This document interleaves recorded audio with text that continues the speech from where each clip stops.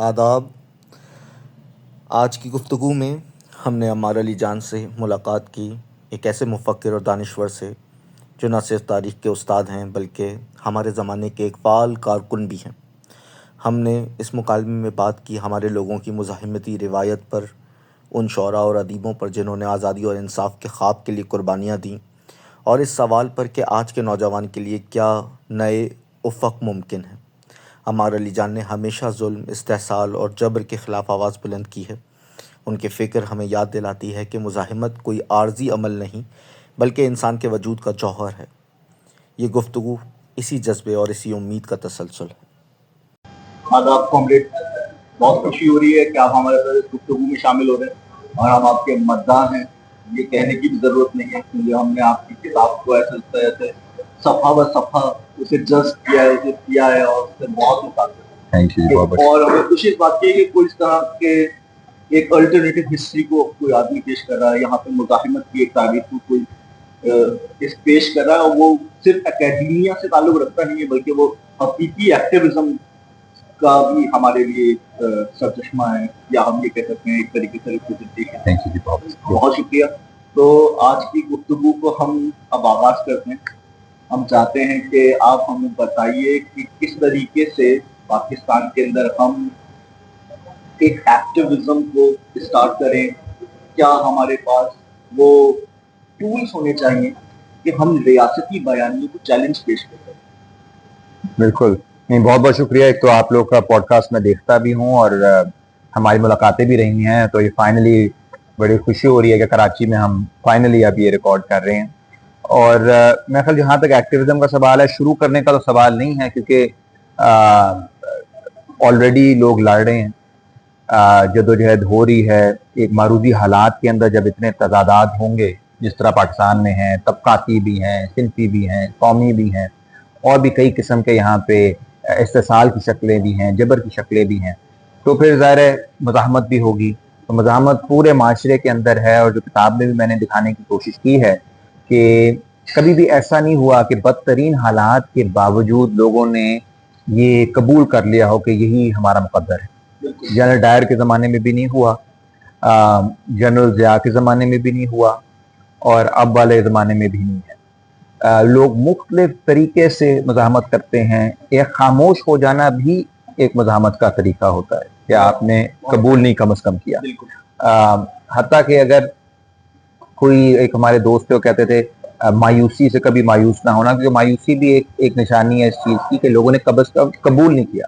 जो इन हालात में पूरे सिस्टम को मान ले, कबूल कर ले, हम आहंग हो जाए इस सारी चीज़ से, बेगानी का शिकार ना हो, उससे हमें ज़्यादा खतरा होगा, उस तरह के शख्स से। तो ये एक ओवरऑल माशरे के अंदर आप देख लें कि लोगों ने एक्सेप्ट नहीं किया इस सिस्टम को, और ये हमारे लिए कोई भी जब हम मुतबादिल सोचते हैं तो उसके लिए सबसे ज़्यादा हमें जहाँ पे उम्मीद नज़र आती है वो ये है कि आप किसी शख्स से, ख़ुसूसी तौर पर नौजवान से बात करें। कम अज़ कम जो पहला अमल है उन्हें ये बताने का कि ये सिस्टम नहीं चल रहा, वो हमें करना ही नहीं पड़ता क्योंकि वो हमसे बेहतर जानते हैं, क्योंकि वो सह रहे हैं। तो उसके बाद फिर उसको कैसे आगे लेके जाना है वो एक लंबी बहस है कि क्या हिकमत अमली क्या होनी चाहिए, कैसी तंजीम साजी होनी चाहिए, किस किस्म का नज़रिया होना चाहिए। लेकिन बुनियाद पाकिस्तान के अंदर हमेशा से मौजूद है, और बुनियाद ये है कि पाकिस्तानी अवाम ने कभी भी जुल्म को दिल से कबूल नहीं। अच्छा, अगर आप इजाज़त दें, मैं ये चाह रहा हूँ कि ये सवाल शुरू में ही पूछ लिया जाए, क्योंकि मेरे नज़दीक कम अज़ कम एक बहुत अहम सवाल है। वो ये है कि देखें, आजकल दुनिया में जो इस्तेमाली क़ुव्वतें हैं, इंपीरियलिस्ट पावर्स जो हैं, वो एक तो ग्लोबली बेनकाब हो चुकी हैं। बिल्कुल गज़ा में जो नस्लकुशी जारी है उसकी वजह से, और हमारे यहाँ भी नेशनल लेवल पे भी अब न सिर्फ ये कि पेरिफेरीज में बल्कि सेंटर के अंदर भी लोगों को ये बात समझ आने लगी है कि दरअसल हमारा मसला जो है वो एक मिलिटराइज्ड कैपिटलिज्म है, और इस्टेब्लिशमेंट का जो रोल है पाकिस्तान की सियासत में अब वो ज़बान ज़द-ए-आम है।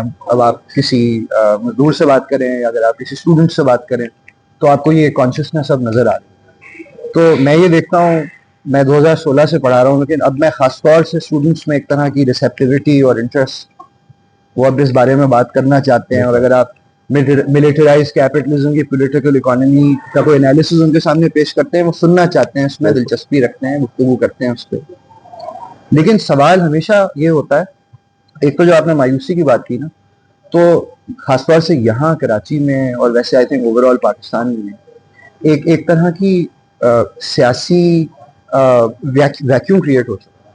तो स्टूडेंट्स में न सिर्फ ये कि मायूसी है, बल्कि एक फीलिंग है कि हमारे पास एजेंसी नहीं। वो सवाल उनका ये होता है कि हम क्या कर सकते हैं, हमारा क्या रोल है।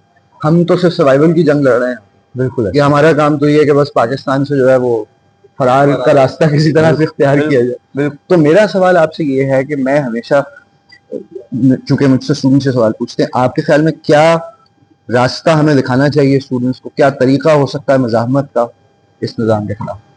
नहीं, बहुत अच्छा सवाल है, और ये बिल्कुल आपने ठीक कहा कि अब वो जो नजरियाती बहस है कि जी एक बयानिया रियासत का है, एक बयानिया अवाम का है, वो मामला ख़त्म हो चुका है। ओवरऑल लोग को समझ है कि रियासती बयानिया जो मर्जी हो, हकीकत ये है कि यहाँ पे लूट मार के जरिए मामला चलाए जा रहे हैं, जबर के जरिए इलेक्शंस में भी धांधली होती है, लोगों को गायब किया जाता है, उठाया जाता है, टॉर्चर किया जाता है। फिर यह है कि वही लोग जो इतने अरसे से बात कर रहे होते हैं कि जी हुब्बुल वतनी क्या है, कौन गद्दार है, उनका पता चलता है कि उनके पापा जॉन की पूरी पूरी निकल आते हैं, बिजनेस निकल आते हैं। फिर उसके बाद जो कभी कहते हैं कि ये लोग मुजाहिद हैं, अगले दिन वो कहते हैं दहशतगर्द हैं, फिर वो कहते हैं हमारे भाई हैं। मतलब एक आपको नजर आता है कि एक बिल्कुल केओस है। और लाहौर में देखें आजकल क्या, लाहौर में भी देखें इस वक्त क्या मामला हो रहे हैं। ये वो लोग थे जिनको बनाया गया एक इलेक्शन को खराब करने के लिए। अफगानिस्तान के बॉर्डर पे भी क्या हो रहा है। अच्छा, इस सब केओस के पीछे जो सिंपल चीज है ये है कि आपकी जो मईशत है उसके ऊपर काबज है वो इदारा जिसको पैसा अगर उसने बनाना है, उसको यहाँ पे जंग चाहिए, कॉन्फ्लिक्ट चाहिए। तो इसको डालरी जंगे भी कहते हैं। वो अयूब खान के ज़माने में हो, जब आपने फ्रंट लाइन स्टेट अपने आप को बनाया, ज़िया-उल-हक के ज़माने में अफगान जिहाद किया, 9/11 में उन्हीं जिहादियों के खिलाफ आपने वॉर ऑन टेरर किए।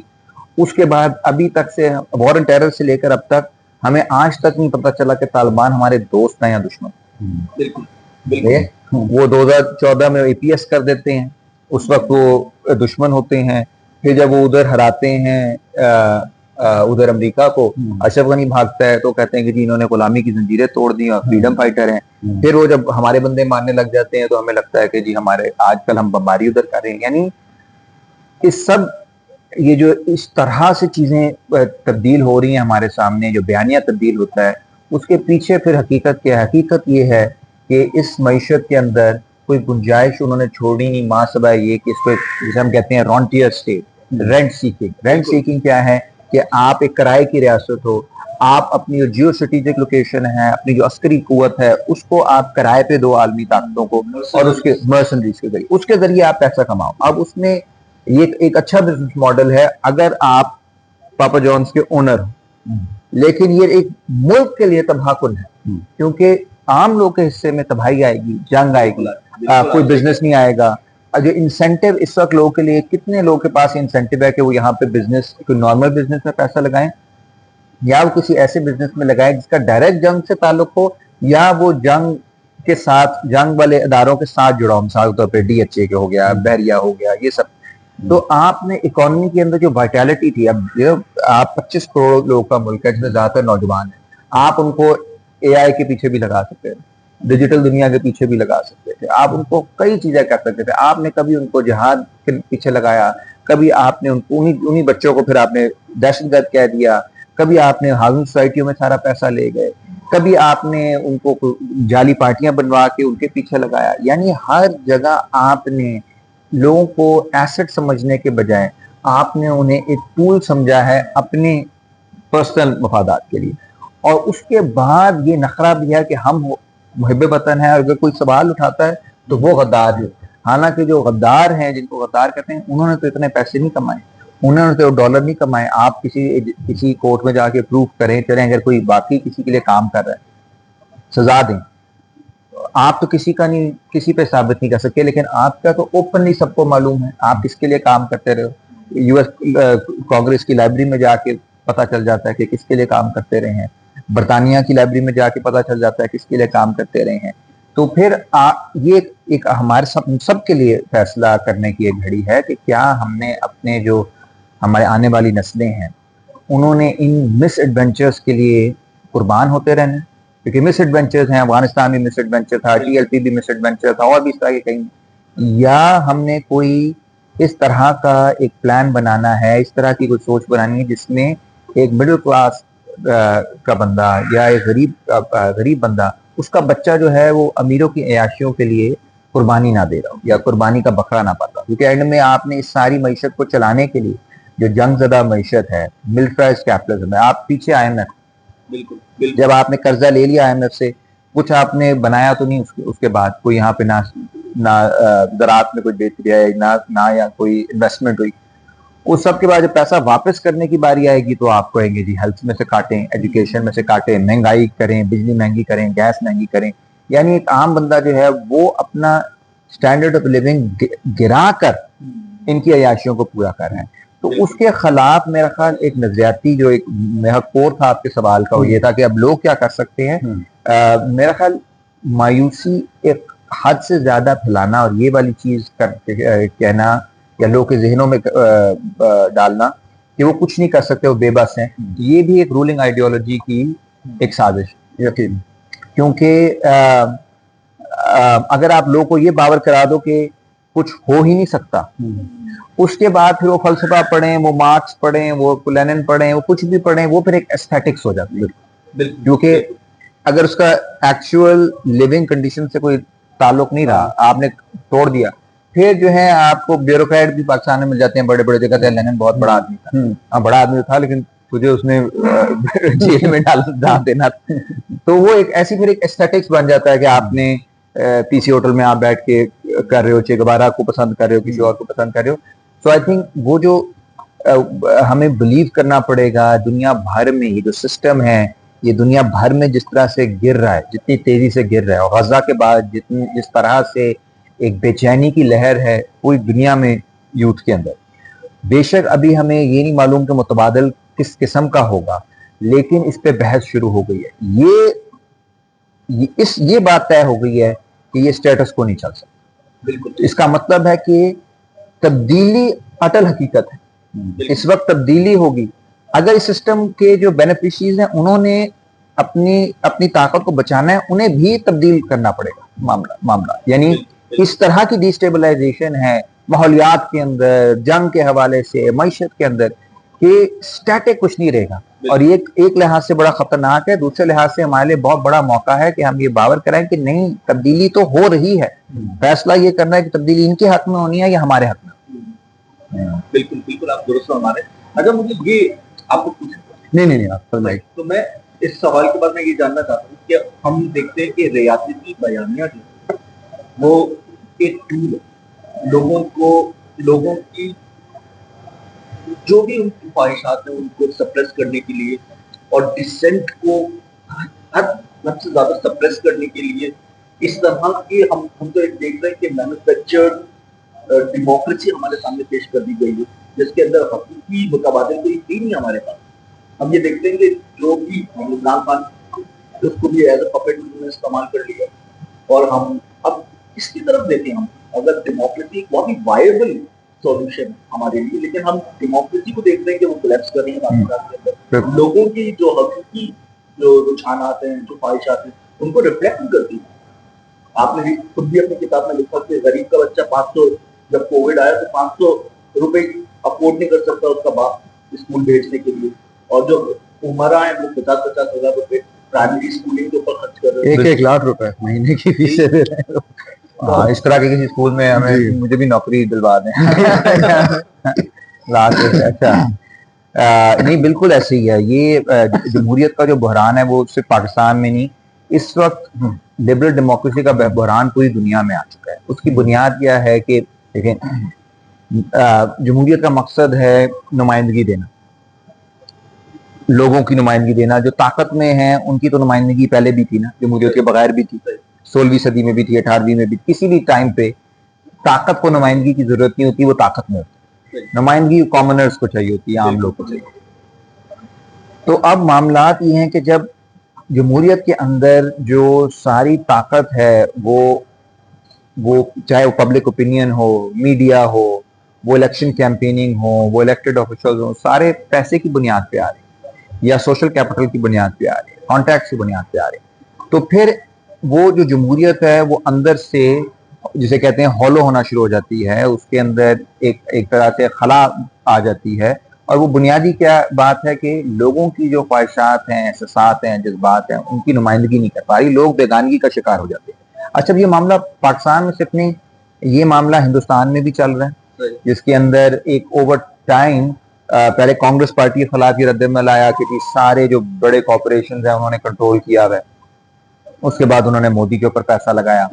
ये इंग्लैंड के अंदर इस वक्त अगर आप देखें कि कीयर स्टार्मर जो है, जो पिछले साल जीता है इलेक्शन और बहुत बड़ी मेजोरिटी जीता है, वो इस वक्त गैर मकबूल तरीन वजीर आजम में से एक है बरतानिया की तारीख का, सिर्फ 1 साल के बाद, क्योंकि वो डिलीवर नहीं कर पा रहा।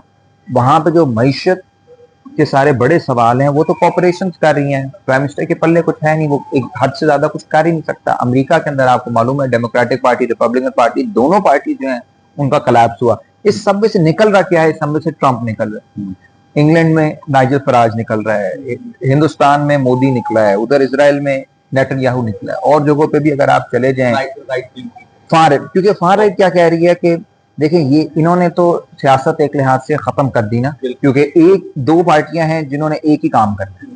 उधर आप कंजर्वेटिव्स ले आओ या लेबर पार्टी ले आओ, डेमोक्रेट्स ले आओ, रिपब्लिकन्स ले आओ, पीपल्स पार्टी ले आओ, पीटीआई ले आओ, नून लीग, बुनियादी तौर पर कोई ज्यादा फर्क किसी ने भी नहीं करना।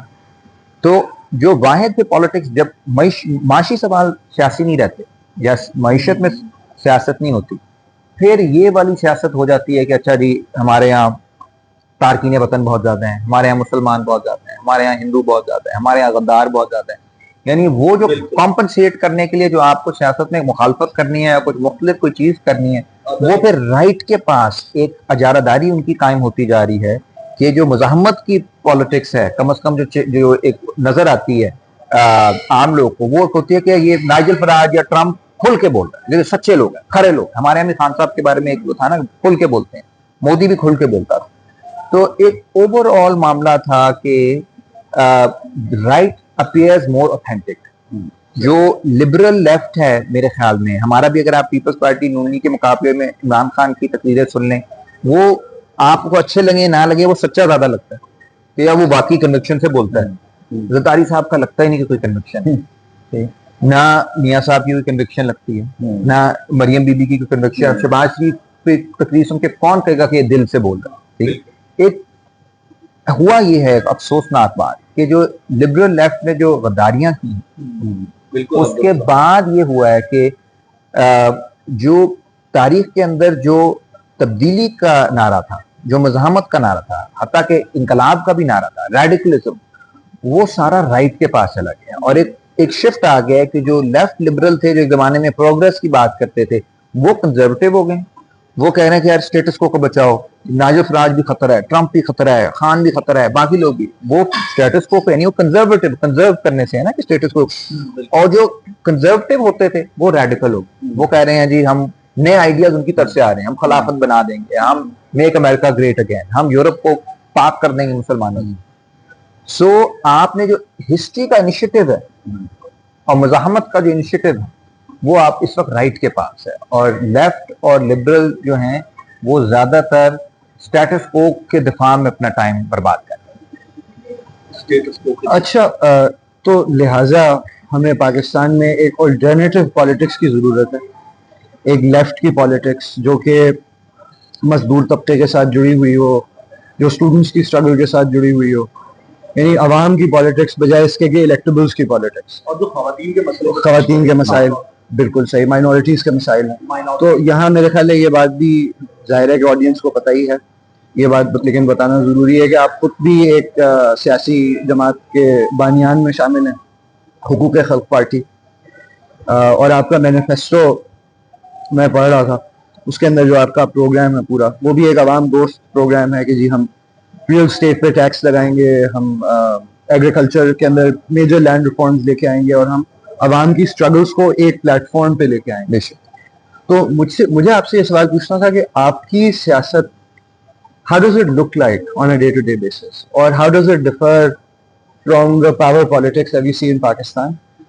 और आप, मुझे मालूम है आप फैसलाबाद में मजदूरों के साथ जो स्ट्रगल है उसके साथ जुड़े हुए हैं, क्योंकि मैं सवाल इस कॉन्टेक्स्ट में पूछ रहा हूँ कि अक्सर लेफ्ट की सियासत जो आजकल है उस पर तनकीदी होती है कि स्टूडेंट्स बस एक रीडिंग सर्कल बना लेते हैं।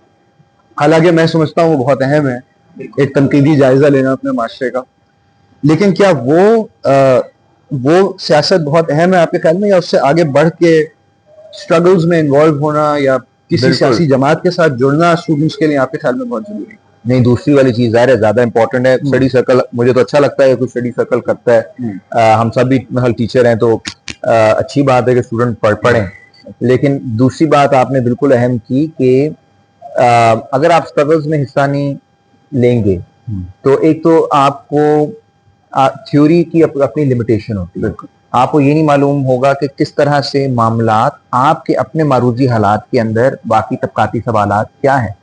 उसमें कास्ट का सवाल भी आ सकता है, उसमें रीजन का सवाल आ सकता है, कौम का, आपने सिंफी तदाद की बात की, और इस तरह के सारे सवालात मौजूद हैं। दूसरा यह है कि मकसद जो है वो शऊर को तब्दील करना नहीं,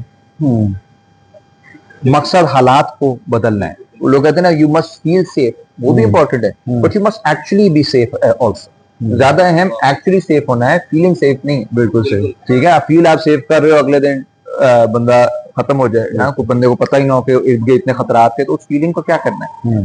तो आपको वो हालात अगर आपने तब्दील करने हैं तो आपको पावर चाहिए। बिल्कुल। अब पावर के दो रास्ते हैं, एक रास्ता सीधा सीधा रास्ता है, वो ये है कि पढ़े लिखे लोग हैं हम, अगर हम कोई गुफ्तगू कर सकते हैं, हम मुतासिर कर सकते हैं ताकतवर लोगों को, वो किसी ना किसी जगह पे कहीं ना कहीं बैठ के कहेंगे कि यार सेनेटर का आप क्यों नहीं सोचते, आप पार्लियामेंट का क्यों नहीं सोचते, क्यों अपने आप को जाया कर रहे हैं, ये वो सारा। ठीक है, बिल्कुल। उसमें क्या है कि आप किसी का मदद लेके उन लोगों की जो सिस्टम में इंट्रेंच्ड हैं आप जाते हो, फिर आप इतनी मदद अवाम की कर सकते हो कि 4-5 लोगों को आप नौकरियां दिलवा दो, बाकी आप उनके spokesperson. You are utilising your capacities to defend power basically. दूसरा रास्ता ये है कि आप कहो कि मैं जुड़ूंगा अवामी कुव्वत के साथ, और वो कहाँ से आएगी, वो ट्रेड यूनियन से आएगी, वो आएगी किसान कम्युनिटी से, वो आएगी स्टूडेंट से, वो आएगी ख्वातीन से, माइनॉरिटी से। अब एक मैं अगर आपको मिसाल दूं कि पाकिस्तान में ट्रेड यूनियन 1% भी नहीं, यानी 1% वर्कर भी यूनियन में इस वक्त नहीं, तो जाहिर है फिर हमने छोटी पार्टियां ही होना है ना अभी। ठीक है, अगर शॉर्टकट ये वाला लें कि हम उसके कहीं साइड से निकल जाएं तो फिर वो गलत है।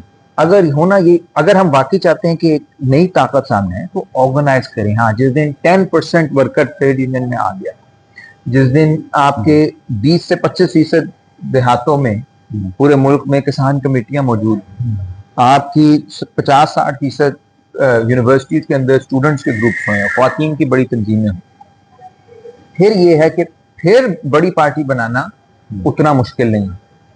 ये जो कम्युनिस्ट पार्टी बनी थी चाइना के अंदर, पीछे बहुत बड़ी ट्रेड यूनियन मूवमेंट, वो ट्रेड यूनियन मूवमेंट पार्टी को मदद करती है, पार्टी ट्रेड यूनियन मूवमेंट को मदद करती है, दोनों आपस में एक दूसरे के लाजम मजलूम होते हैं। यहाँ पे पार्टी जब खत्म हुई लेफ्ट की, यानी उनका जो मैस चेहरा है खत्म हुआ, तो फिर यूनियंस भी कमजोर हुई। 1954 के अंदर आपने मेंशन भी किया कि यहाँ की कम्युनिस्ट पार्टी को बैन कर दिया, और फिर 91 के में सोवियत यूनियन के टूटने के बाद तो बिल्कुल ही मामला स्लो हो गए। तो उसके बाद मतलब मैं फिर भी बहुत इज्जत करता हूँ लोगों की जिन्होंने उस टाइम के अंदर लड़ाई लड़ी, क्योंकि वो तो बिल्कुल ही मायूसी का टाइम था, लेकिन लोग खड़े रहे, उन्होंने काम किया। लेकिन अब सवाल हमारे लिए ये है कि करोड़ों लोग हैं जो इस्तेसाल का शिकार है, और ये आसान काम नहीं है। आसान इसलिए नहीं है क्योंकि अगर हमारी कोई भी बात सुनेगा, आपकी कोई भी बात सुनेगा, वो एग्री करेगा ना हमसे। लेकिन नेक्स्ट जो चीज है कि ऐसा हो सकता है, ये वायबल है, वो बहुत टाइम लेता है, और उसके लिए आपको बड़े इदारों की जरूरत है, आपको बड़ी यूनियंस की, उन चीजों की, उन मैस ऑर्गेनाइजेशन की जरूरत है जो लोगों का रोजमर्रा की बेसिस पे उनको हक दिलवा रहे। जिस तरह हमारे बाबा लतीफ अंसारी हैं फैसलाबाद में, जिनका अभी आपने जिक्र किया, अब उनके साथ हजारों लोग जुड़ गए हैं। उसकी वजह ये है, उनको पता है यार हमारा काम ये करवाता है, मिनिमम वेज हमारी बढ़वाता है, कोई हमारे साथ ज्यादती हो किसी फैक्ट्री में, हम इसके पास जा सकते हैं, कोई हमारे साथ किसी अदारे में कोई हमारे साथ सही ना बात करे, कोई पुलिस बदमाशी करे, तो ये तंजीम की हमारे पास प्रोटेक्शन है। तो ये जो कमजोर होता है उनकी जो उनका जो जोर चलता है वो तंजीम के जरिए चलता है। जितने वो मुनज़्ज़म होंगे उतनी उनकी पावर बढ़ेगी, और यही हमारी कोशिश है। चलिए, अब एक और सवाल मेरे जहन में ये था कि हम देखते हैं कि हमारे यहाँ अदब के अंदर और जो हमारी सकाफती यादें हैं, हमारी शायरी, इसके अंदर भी एक अल्टरनेटिव मौजूद है। आप इसको किस तरीके से देखते हैं? हमारे अदब को, हमारे लिटरेचर को आप अक्सर इन्वोक करते हैं इस तरह की हिस्टोरिकल फिगर्स जो कि फैज हैं, जालिब साहब हैं। बिल्कुल नहीं, हमारा बदतरीन किस्म के जबर के बावजूद पाकिस्तान ने जितना लिटरेचर प्रोड्यूस किया है, फहमीदा रियाज खासतौर पर बहुत कई हमारे यहाँ पे हबीब जालिब हैं, आपने फराज हैं, कई देखिए मेरे अपने वालिद साहब डॉक्टर खालिद जावेद जान, उनकी नजर में मैं बागी हूँ, जो चाहे मुझसे जुल्म करो। बिल्कुल वो तो हमने तो बहुत करीब से सारा मामला देखे हैं, और उसमें जिस किस्म की कुर्बानियां दी हैं लोगों ने, अपने वालिद साहब ने फोड़े खाए, फिर उसके बाद हमारे ये जनज़िया के ज़माने में फिर हबीब जालिब कई बार जेल गए। हम फैज़ की जिक्र करते हैं, सिर्फ एग्जाइल से ज़्यादा फैज़ साहब जो हैं वो 6 साल जेल रहे हैं, लोगों को मालूम ही नहीं, अक्सर लोग। और कम्युनिस्ट पार्टी के साथ जुड़े हुए थे, इसका लोगों को इल्म नहीं। लेकिन फहमीदा रियाज लेफ्ट की बहुत जबरदस्त शायरा थी, और उनके ऊपर भी एक्यूजेशंस लगाई, उन्होंने बड़ी जबरदस्त कुछ नज़में भी लिखी। जी बिल्कुल, बिल्कुल। तो फहमीदा रियाज साहिबा हो गई, इन लोगों ने बहुत कुर्बानियां दी। अब लिटरेचर का जो मामला होता है वो देखिए, एक तरफ उसने हालात की अक्कासी करना होता है, दूसरी तरफ जो सरमायादारी निज़ाम है या कोई भी एक हावी जो निज़ाम है, उसकी कोशिश होती है कि ना सिर्फ उसने अपने आप को जिस्मानी तौर पे या फोर्स के जरिए अपने आप को हावी करना है, बल्कि नजरियाती उसका एक पहलू बड़ा अहम होता है कि नजरियाती तौर पे भी आपने हावी इस तरह से करना है कि आपको लगे कि ये जो निज़ाम है ये अटल हकीकत है, इससे आगे जाए नहीं जा सकता। बेहतरीन लिटरेचर वो है जो उस निज़ाम के अंदर जो उन्होंने सोचने की सलाहियत लोगों से खत्म कर दी है, इमेजिन करने की सलाहियत खत्म कर दी है, वो इमेजिनेशन के रास्ते खोले, वो रास्ता खुले जिसमें हमें नजर आया कि नहीं, इससे बाहर भी रास्ता है। यानी सिर्फ हमारी जो इज्जत है, हमारा जो हमारी जिंदगी गुजारने का तरीका है, वो जरूरी नहीं कि हम इस बेगानगी में गुजारें, बल्कि अगर हम कोई लड़के कुछ करते हैं तो वो भी एक रास्ता है जो बहुत पुरवकार रास्ता है, कोई ऐसा रास्ता है जिस पे चला जा सकता है, जो मंसूर हलाज से लेकर कोई रवायत है पोइट्री के अंदर, यहाँ पे अकीदत की, शहादत की, कुर्बानी की, वो सारी है ही ये कि कुछ ऐसे असूल होते हैं, कुछ ऐसे मौके होते हैं इंसानी तारीख में जिसमें अपनी जान आपको छोटी लगती है, मकसद बड़ा लगता है। और ये चीज एक अच्छी शायरी जो है, क्योंकि शायर ना सिर्फ रियासत से लड़ रहा होता है और ना सिर्फ वो अवाम की उमंगों की तर्जुमानी कर रहा होता है, बल्कि वो अवाम को भी एक तरह से हिट कर रहा होता है। जी, यानी अगर फहमीदा रियाज की आप बात करें या इस तरह किसी की, या गुनहगार औरतें, उनकी एक किशन नाहिद साहिबा की है, तो वो इन अ वे सोसाइटी के लिए भी चैलेंज है कि आपको खुद भी बदलना पड़ेगा अपने आप। ठीक है, ऐसा नहीं है कि आप सिर्फ टॉप डाउन कर सकते हो। सो आई थिंक लिटरेचर की रवायत बहुत मजबूत रवायत है यहाँ पे, और वो हमें किसी भी सूरत में जो नई नस्ल है उससे छीननी चाहिए। अभी बहुत कॉर्पोरेटाइज हो रहा है हमारा जो कल्चरल स्फीयर है, उसके अंदर बहुत पैसा आ रहा है, और वो जो एक ऑर्गेनिक लिंक था, फैज साहब एक जमाने में फैज अमन मेले पे वर्कर आके ट्रेड यूनियन वाले मनाते थे, अब वो कोक स्टूडियो में चला गया है, मामला कुछ और है। तो एक जो आइडियोलॉजिकल अपैरेटस जिसे हम कहते हैं, जो पीछे से पैसा आ रहा होता है इस सारी चीज को करने का, उसमें एक खतरा ये है जो मुझे नजर आता है कि सारी जो हमारी पोइट्री है, सारी जो हमारी राइटिंग्स हैं, सारे जो हमारे बड़े लोग हैं जो कि स्ट्रगल के अंदर लिख रहे थे, फैज साहब ने अक्सर जो अपनी चीजें, शायरी जो बड़ी उनके खासतौर पर 50s वाली शायरी है, वो जेल में लिखी। अगर वो किसी को भी नहीं मालूम और फैज साहब सिर्फ एक कमोडिटी हैं जिसमें आपने एक बड़े फैज फेस्टिवल में या कहीं पे चंद लोगों ने उसके ऊपर थोड़ी सी गुफ्तगू करनी है, फिर बाद में आफ्टर पार्टी होनी है, फिर शराबत चलनी है, फिर ये मामला होने हैं, तो वो जो सियासी पीछे मकसद है वो सारा खत्म हो जाएगा, और फिर वो एक उसी तरह की कमोडिटी बन जाएंगे फैज साहब जिस तरह शाहरुख खान भी हैं, दीपिका भी हैं, बाबर आजम भी हैं, कोई कॉफी भी है। Without caffeine. यस, तो वो मकसद खत्म हो जाएगा। अच्छा, अब यहाँ पे इससे एक जुड़ा हुआ एक सवाल है, और वो सवाल ये है कि देखें, जैसे आप खुद भी अपने लेक्चर्स में इसका जिक्र करते रहे कि 80 के दिहाई के बाद से जो न्यू लिबरलिज्म का जो दौरा हुआ है, और जो थैचराइट पॉलिटिक्स है सारी, ये रेगन की जो पॉलिटिक्स है, उसमें फिर ये बात अब एक गलतुल आम बन गई कि there is no alternative to capitalism. वो कैपिटलिस्ट रियलिज्म जिसे कहा जाता है, यानी यहाँ तक कि इवन इन साइंस फिक्शन हम जब when we're imagining the end of the world or some dystopian future, तो वो एक कैपिटलिस्ट फ्रेमवर्क के अंदर ही रह के हम इमेजिन कर रहे हैं। तो बिल्कुल अदब का भी यहाँ बड़ा किरदार है। तो ये दो बिल्कुल जुड़े हुए सवाल हैं। एक तो ये कि आपके ख्याल में लेफ्ट का ये काम भी है कि वो यूटोपियन होराइजन्स को इमेजिन करे, यानी not in the sense of like a perfect society, लेकिन ये कि व्हाट्स द नेक्स्ट स्टेप, यानी कि आज अगर हमारे पास पावर आती है तो हम किस तरह सिस्टम को चैलेंज करेंगे, किस तरह रिफॉर्म करेंगे, what will we be aiming for.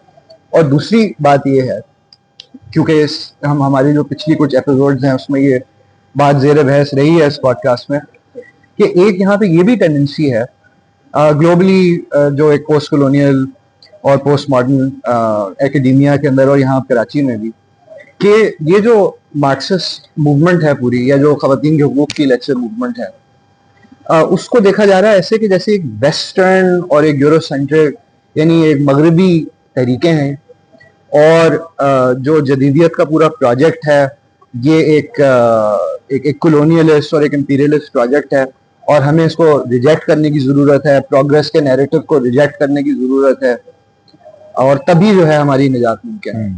तो और ख़ासतौर से मार्क्सिज्म पे ये इल्ज़ाम कि ये एक मगरबी तहरीक है या वेस्टर्न मूवमेंट है, और आइडियल्स भी इनके सारे एनलाइटमेंट के वेस्टर्न आइडियल्स हैं, ये बड़े ज़ोरों शोर से अब हमें नज़र आती है, काफ़ी अरसे से नज़र आ रही है, लेकिन अब यहाँ भी कुछ एकेडेमिया में मुझे नज़र आता है। तो इसके बारे में मैं आपका मौक़िफ़ लेना चाहता हूँ। नहीं, ये जो आपने दूसरी बात की है मॉडर्निटी वाला सवाल या पोस्ट मॉडर्निज्म वाला सवाल, देखें वो तो इतनी एक बड़ी वास्ट डिबेट है ना कि उसमें कुछ अच्छे भी राइटर्स हैं, कुछ ऐसे भी हैं जिन्हें हम पसंद नहीं करते, लेकिन जो अब मुझे नजर आ रहा है, जिस तरह कराची में किसी जगह पे मैं प्रेजेंट कर रहा था और वहां पे इसी तरह के सवाल आ रहे थे कि जी मॉडर्निटी इन इटसेल्फ जी एक प्रॉब्लम है, और ना सिर्फ ये कि मॉडर्निटी जो है वो हमारे लिए तबाहकुन है, ये भी साथ कहा जा रहा था कि मार्क्सिज्म जो है उसका हमारे से कोई ताल्लुक नहीं है, सारा यूरोपियन ट्रेडिशन। अब उसमें एक प्रॉब्लम ये है कि अगर ये सारी चीजें हम वाकई मान लें कि ये सब जो है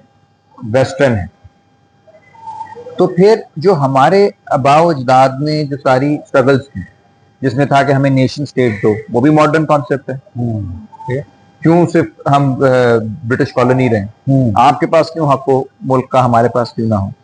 ये वाला जो सवाल था कॉन्स्टिट्यूशनलिज्म का, जिसके लिए मेरे वालिद ने भी टांगे बाजू तोड़वाए, और कई लोग जो यहाँ पे सारी जो जद्दोजहद रही है पंजाब में, सिंध में, खैबर पख्तूनख्वा में, बलूचिस्तान में, इससे पहले बंगाल में, वो किस पे लड़ाई थी? इलेक्शन पे, कॉन्स्टिट्यूशन पे। वो सब भी बेवकूफ थे, ठीक है, उनको भी नहीं पता था। उसके बाद जो रिपब्लिकनिज्म की सारी लड़ाई थी पूरी दुनिया में, अफ्रीका में, लैटिन अमेरिका में, उनको भी बेवकूफ बनाया गया था कि यार इन्हें पता नहीं था, तो मॉडर्निटी में फंसे हुए हैं। और फिर जो मार्क्सिज्म के नाम पे जो इनकलाबात आए, और ये सारी एंटी कॉलोनियल मूवमेंट जो है एक तरह से जुड़ी हुई थी, मार्क्सिज्म का हर मूवमेंट के अंदर एक अंसर था, तो वो भी फिर चीन वाले भी सारे बेवकूफ थे, 1.5 अरब लोग जो थे उनको पागल बना दिया माओ जेडोंग ने, क्यूबा वाले भी बेवकूफ थे, कोरिया वाले भी बेवकूफ थे, ईस्टर्न। सो इन अ वे चंद जो इंटेलेक्चुअल जिन सब की ट्रेनिंग हुई है वेस्ट के अंदर, ठीक है, उनको पता है कि ये वेस्टर्न कंस्पिरेसी है, यूरोसेंट्रिक है और वेस्टर्न सेंट्रिक है, और असल ईस्टर्न कल्चर कुछ और है। जो ईस्ट के अंदर जो इंकलाब किसान लेकर आ रहे थे, हारी लेकर आ रहे थे, मजारे लेकर आ रहे थे, वहां के वर्कर लेकर आ रहे थे, वहां के स्टूडेंट लेकर आ रहे थे, चाइना का जैसे मिसाल है, उनको नहीं पता था कि उनकी ट्रेडिशन क्या है, उनको वो बेवकूफ बने थे। ये बुनियादी तौर पे एक एंटी पीपल सोच है कि हमने कुछ ऐसा डिस्कवर कर लिया है इतना हाई लेवल अपने एनालिसिस के जरिए कि हमें पता है कि आप इससे अगर लड़ने की भी कोशिश करोगे तो आप इसी के फ्रेमवर्क में फंसे रहोगे, इसलिए ये तो बेवकूफ है किसान, ये तो लड़ रहे हैं, ये वर्कर बेवकूफ हैं, ये स्टूडेंट्स बेवकूफ हैं, इनको लड़ने दो। हम एक हाई लेवल की क्रिटिक बनाएंगे, जो एक दिन इंशाल्लाह तैयार होगी तो सारे जो इस वक्त मसाइल है उससे हम ऊपर की कोई बात कर देंगे। वो एंड में आ जाके इसको हम पंजाबी में कहते हैं रज के मखौल। अगर जो रजे हुए होते हैं ना, जिनके बाद बहुत कुछ होता है, उनको ये मखौल यानी ये मस्तियां सूझती हैं, राइट? सही। वो आराम से बैठे में और वो मजे में ये बातें कर रहे हैं। जो किसान इससे लड़ता है कि वो उस बेचारे की हालत खराब, उसके लिए सवाल नहीं है कि यूरो सेंट्रिक ईस्टर्न सेंट्रिक, उसके लिए सवाल है कि मेरे हकूक के लिए जो भी चीज हथियार बनेगी, कोई सोच, कोई तंजीम, कोई शख्स, जो भी, मैं उसके साथ खड़ा हूंगा।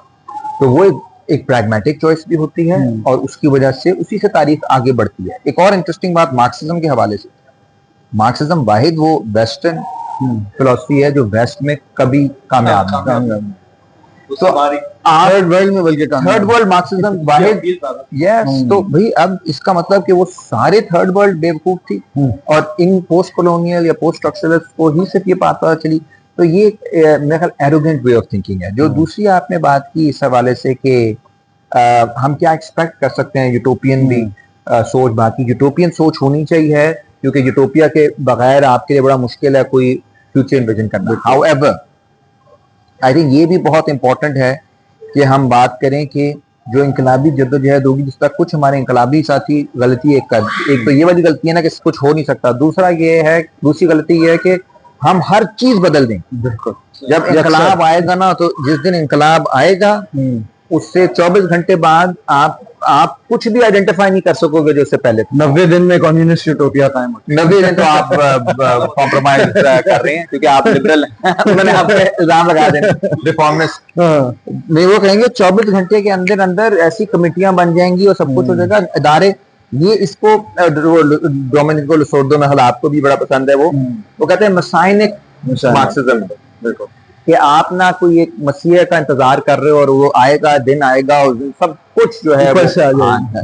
तो वो फैज साहब की जो हम देखेंगे में जो वो सारा पूरा बयान करते हैं ना, उसको अगर आप लिटरल ले लो तो फिर आप फंस जाओगे। एक ये आप जरूर कह सकते हो कि एक प्रोसेस ऐसा हो जैसे चीन में हुआ कि 49 में इंकलाब आया, आज कितने 80 साल होने वाले हैं, ठीक है। अब आप वो तस्वीरें देखो उस वक्त के शंघाई की, उस वक्त के बीजिंग की, अब के या चेंगडू की या किसी भी और शहर की और अब की, तो जमीन आसमान का फर्क लगता है। लेकिन वो एक बहुत बड़ा और कॉम्प्लिकेटेड प्रोसेस हुआ बीच में। उसमें लड़ाइयां भी हुई, उसमें स्प्लिट भी हुए, उसमें इदारे बने, उसमें तहकीक हुई, उसमें बहसे, सब कुछ करते करते करते करते हिकमत अमली के जरिए आपने उस मंजिल तक पहुंचे जहां पे आज चीन खड़ा है। तो ये जो एक उसे हम कहते हैं टेम्पोरल कंफ्यूजन, कि आपने इंकलाब के बाद जो इमीडिएट काम है वो तो एक बहुत लंबी प्लानिंग के होने चाहिए, लेकिन अगर आप कंफ्यूजन ये डाल दो कि वो मोमेंट है जिसके बाद हर चीज अब छुट्टी हो जाएगी, सब लोग पार्क में सारा दिन बैठेंगे और कम्युनिज्म होगा, हालांकि आपके अगर जेब में सिगरेट पीने के पैसे ना हो और आप यहाँ पे कह रहे हो कि जी अब तो ना हमें काम की जरूरत है ना मेहनत की जरूरत है, एक सोशलिज्म आ गया, तो फिर आप गलत समझिए कि सोशलिज्म एक प्रोसेस, एक लंबा प्रोसेस है, एक ओरिएंटेशन है, एक होराइजन है, एक यूटोपिया है जिसकी तरफ जाना है, जिसमें टाइम लगेगा। तो हमें एक हकीकत जो पसंद वाली बात होनी चाहिए और ये होनी चाहिए कि जब कोई हम बहस करें, हमारे नौजवान इस तरह से चीजों को पढ़ें, इस तरह से आलमी हालात को समझें, अपनी मईशत को समझें, कि कल को ये ना कह रहे हो कि जी कल हम आएंगे और $200 बिलियन बाहर से आ जाएंगे और 100 बिलियन हम IMF के मुंह पे मारेंगे, और एक सीरियस बात हो कि इन हालात के अंदर क्या हमारे पास चॉइसेस हैं। बेहतर हो सकते हैं हालात, ये हमें मालूम है, लेकिन रातों रात कुछ नहीं हो सकेगा। रातों रात सिर्फ क्या होगा कि इक़्तिदार उन लोगों से छीन लिया जाएगा जिनका मकसद है कि अपने याशियों के लिए गरीबों के बच्चों को कुर्बान करो, और उनके हाथ में आ जाएगा जिनकी कोशिश है कि एक ऐसा निज़ाम बनाया जाए जिसमें तमाम लोगों को वो सहूलियात मिलें जो एक खास तबके के लिए महदूद हैं।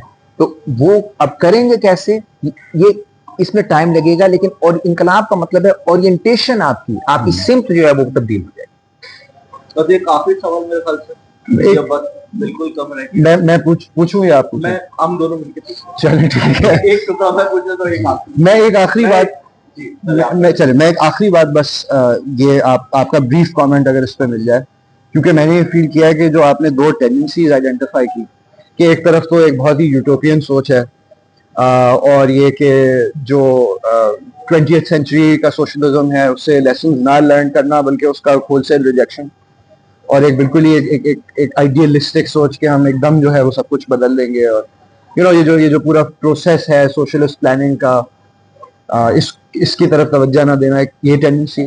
और दूसरी टेंडेंसी वो कि ये जो पोस्ट कॉलोनियल क्रिटिक है कि मार्क्सिज्म है ही एक वेस्टर्न टेंडेंसी और इसका हमसे कोई ताल्लुक नहीं।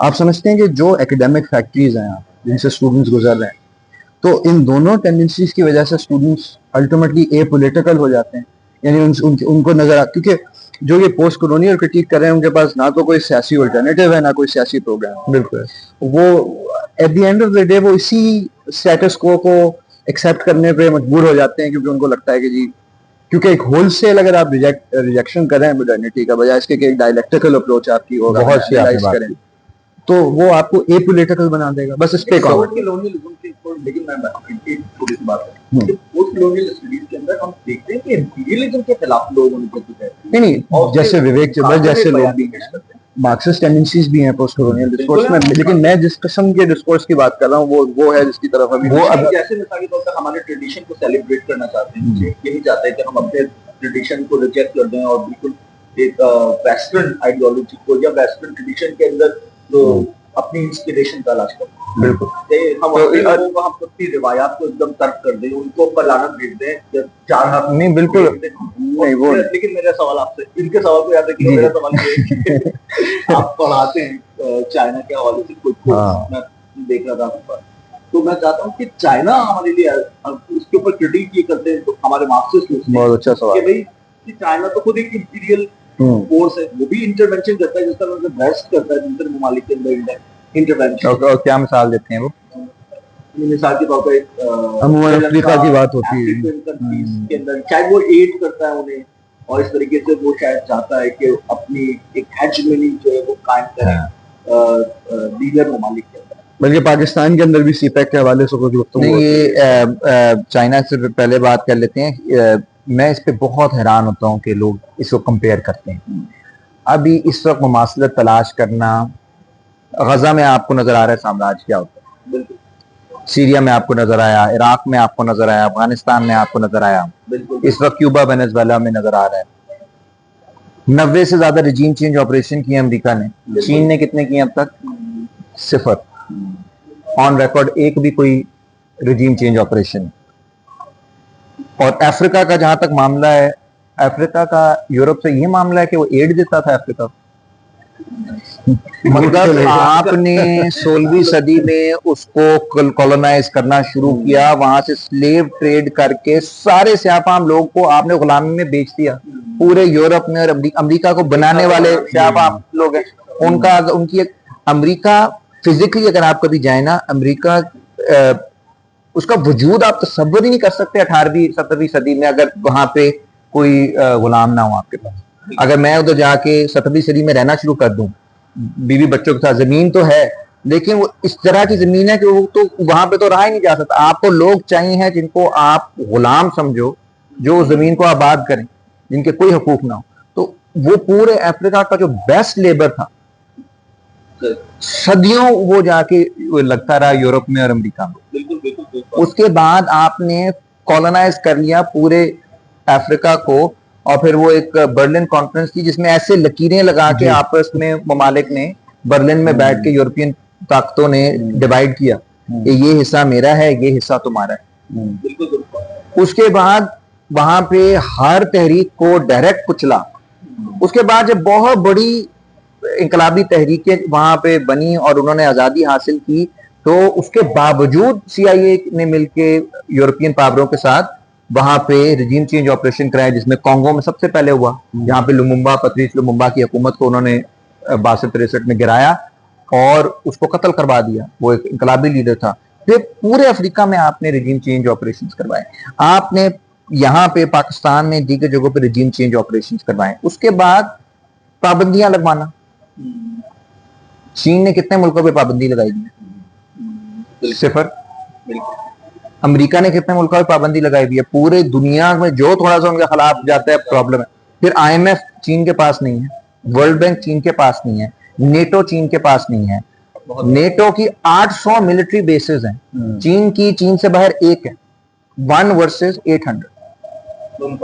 और इस सब के बाद आपको क्या, देखो चीन भी साम्राज्य है, वो हमारे कॉन्ट्रैक्ट उनसे सही नहीं हुए सीपैक। ये है साम्राज्य के कॉन्ट्रैक्ट आपने ठीक नहीं किए, आप बेहतर कर लो कॉन्ट्रैक्ट, आप तोड़ दो कॉन्ट्रैक्ट। तो अभी रीनेगोशिएट कितनी दफा हुए हैं कॉन्ट्रैक्ट, उन्होंने आपको बेल आउट कितनी दफा करवाया।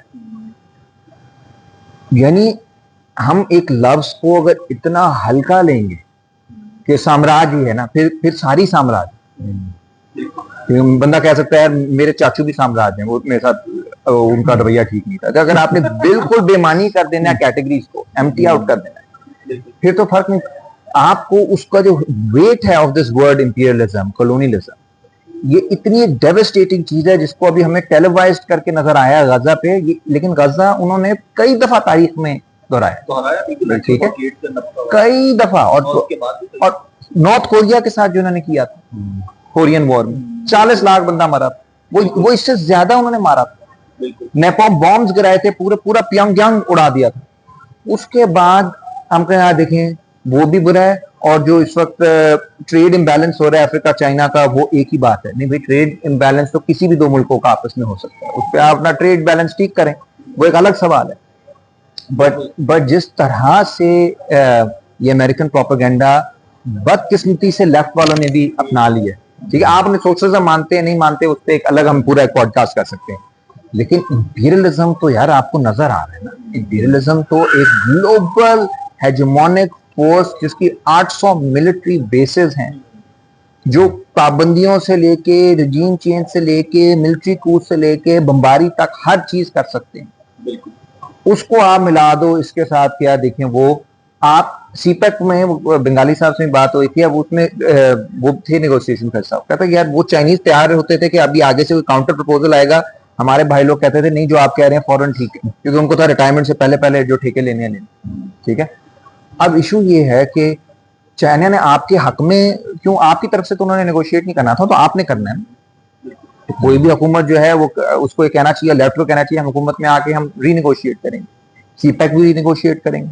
हम इंटरनल जो हमारे प्रॉब्लम्स हैं बलूचिस्तान में, बाकी जगहों पे, वो चीन ने तो नहीं बनाए, वो हमें उसको हल करना है। हम बलूचिस्तान को उसका हक दें, सीधी सी बात है।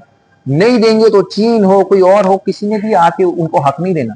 या तो फिर हम कहेंगे चीन को ये करना चाहिए कि वो बमबारी करके बलूचिस्तान को आजाद कराए, ये भी इस पे भी फिर हमें अच्छा नहीं लगेगा, हम कहेंगे साम्राज्य।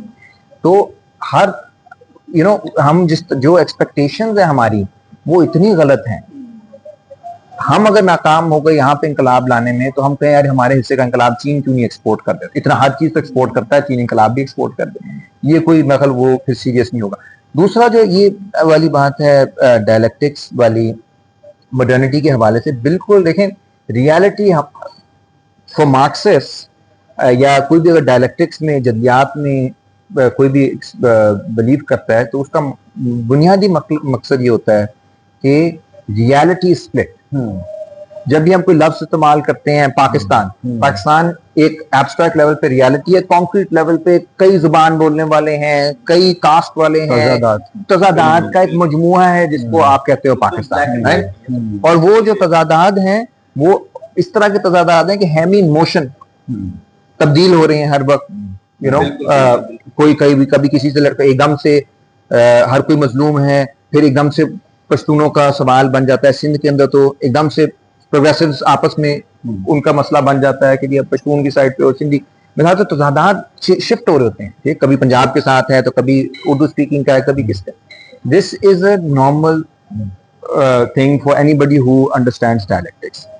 जो नॉन डायलेक्टिकल थिंकिंग है वो ये है कि एब्सोल्यूट पाकिस्तान एक ऐसी एक चीज है, उसका ये मतलब अच्छा है या बुरा है, वो इस प्रोसेस को, तजाद को, इस झगड़े को, इस कश्मकश को, इस जद्दोजहद को वो नहीं देखता। और यही मॉडर्निटी के साथ प्रॉब्लम है कि मॉडर्निटी, ये जो पोस्ट मॉडर्निस्ट के साथ, कि वो मॉडर्निटी को बस लेबल दे दिया कि फिक्स्ड है।